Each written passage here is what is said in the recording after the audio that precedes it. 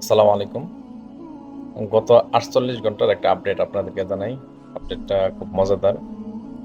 তো ইরানের হাতে আমেরিকার কয়টা বিমান এবং কয়টা ওই হেলিকপ্টার ধ্বংস হইলো এটারই একটা বিবরণ দেই। তো যেইখানে মানে সবাই টেনশনে আছে যে ইরানকে একবারে ধ্বংস করে দিবে, এটা সেটা করবে। সেখানে ইরান যা দেখাইতেছে, ঠিক আছে?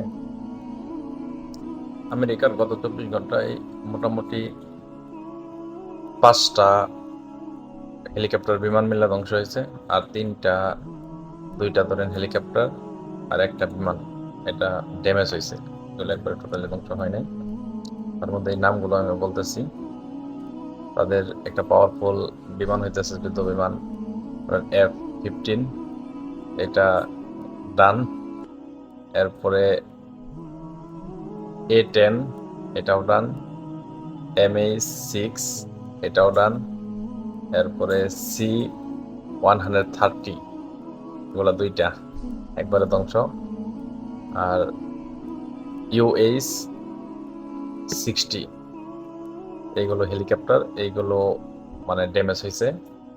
আর F-15 ফাইট, এটাও একটা ফাইটিং মানে একটা বিমান, এটাও মোটামুটি ড্যামেজ হয়েছে। ঠিক আছে, তো টোটাল ওদের মিল্লা 5টা একবারে মাটির সাথে মিশাই দিছে, আর 3টারে মোটামুটি ড্যামেজ করছে। ঠিক আছে, এখন যে জায়গার মধ্যে মানে ডোনাল্ড ট্রাম্প মামা প্রতিদিন বলতেছে যে আমরা ইরানের একবার আকাশ ব্যবস্থা ধ্বংস করে দিছি, এটা সেটা অনেক কিছু বলতেছে, হুমকি দমকি দিচ্ছে।